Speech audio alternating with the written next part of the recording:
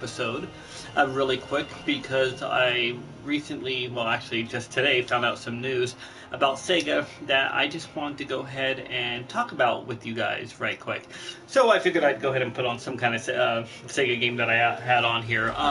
So recently, Sega's been doing a lot of stuff to please their fans. On, right? Yeah, it's only on me. Anyways, people have been doing a lot. Sega's been doing a lot of stuff to please their fans as of recently.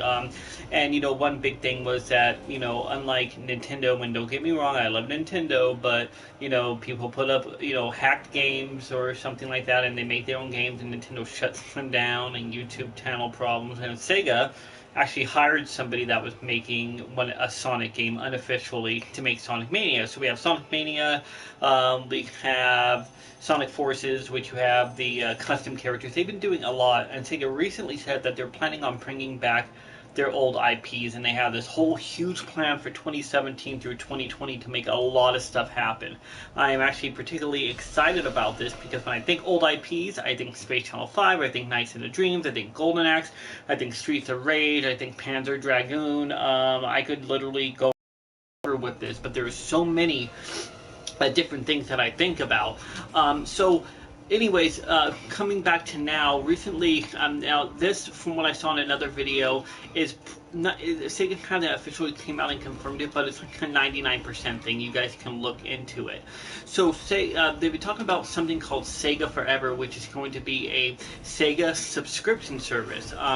Now, before I go explaining this, the things that I've seen was I saw another video and information where basically some guy purchased a Comic Zone, which isn't available in America yet. It was on phones, but through a service, and they were asking, do you want to join Sega Forever subscription service? And it had all these areas to add different games into it, cloud saves, everything that you can imagine. So, within it, at the end, there were certain games listed. Now, unfortunately for us huge Dreamcast fans, it didn't say anything about Dreamcast, but what it's looking like is there was information for Nights into Dreams and Panzer Dragoon. So that means we're talking about getting some Saturn emulation, which is actually pretty amazing to be able to do. I mean, I'm really excited about that.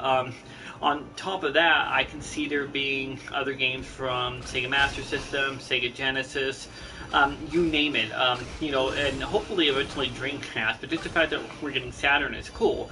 Now, the question is going to be is how are they going to actually go in part about doing this Sega subscription service?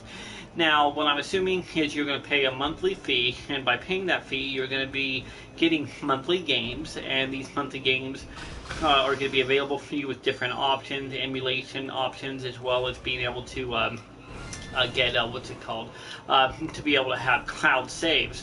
Now, this is all, a pretty exciting thing. Now, I'm a person who likes to have physical games. It's my main thing, but with these physical games, I can't always take my Genesis on the go, and I get it, I have ways and systems to be able to do that, but, in the easiest state. So to be able to have a service where I can have all these games would be it would actually be really nice when you're on the go, and it would get Sega's brand name out a lot faster, which would be really great for people who've never actually played a lot of these fantastic Sega games, because a lot of kids these days have no idea. They just look at Sega and they're like, oh, okay, bad Sonic games, which, by the way, they're not, other than a few. Oh, bad Sonic games, or this and that, and don't realize how amazing Sega is and has always been.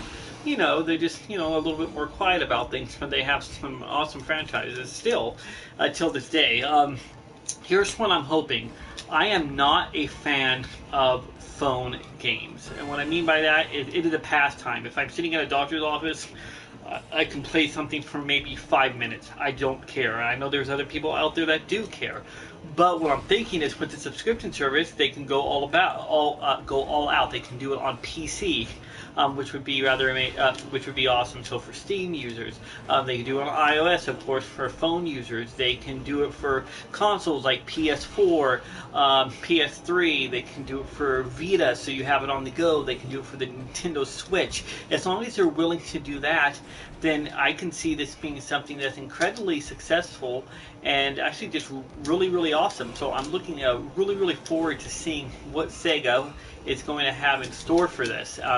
If they actually end up doing that, and I highly doubt that Sega would actually not do it, because it wouldn't really make any sense for them not to at all.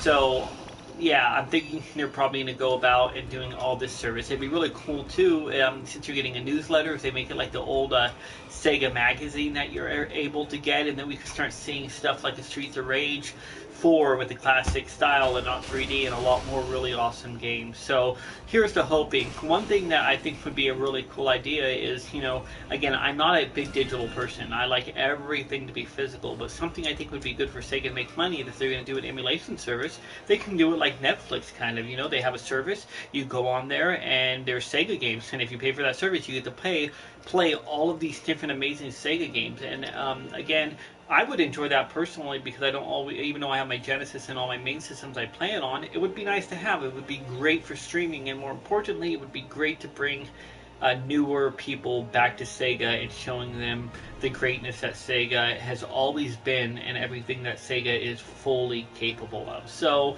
yeah, guys, look forward to that. Try to look into it. And, you know, tell me what you think below. Is it something you'd be excited for? Are you looking forward also to the new Sonic games that are coming out? If Sega's going to do a new IP, what would you guys like to see? Like I said, for me, Streets of Rage, Nights into Dreams, Space Channel 5 Part 2. We're already getting Shenmue 3, so that's awesome, which actually is being done through Sega. Phantasy Star Online 2. Phantasy Star Online 2, for the love of God, Sega, you promised us that from 2012. You would make so much fucking money off that game, it isn't even funny. So yeah, there is so many. Their IPs are literally fucking endless if you go back. So I think that I think they're doing well, and if they keep up with this and they keep hiring Sega fans who are making their games and doing well, I think we're going to see something great come out of it. So, you know, haters are still going to hate, but we don't give a fuck. So anyways, guys, thank you so much for watching. I hope you guys enjoyed this video. All the awesome old school Sega fans out there, let me know what you think of the video below. And as always, until next time, my friends. Oh, one more thing. This game I'm playing. Sorry. This game is Sega and Game Freak. I downloaded it and I haven't found the chance to play it yet. And when I say downloaded it, I mean like 2 years ago. I was going to get to it, but I'm probably going to do a playthrough of this game pretty soon. It's pretty badass. Tempo of the Badass Elephant. So, but yeah, it's really fun. It seems really cool. So yeah, you might look forward to seeing that pretty soon, guys. Also, wish me luck. I'm going to have a job thing coming up from an awesome retro gaming place that I've been wanting to work at, so maybe that will turn into something. Still ought to get some nicer gear to wear when I get there. So anyways, again, finally, until next time.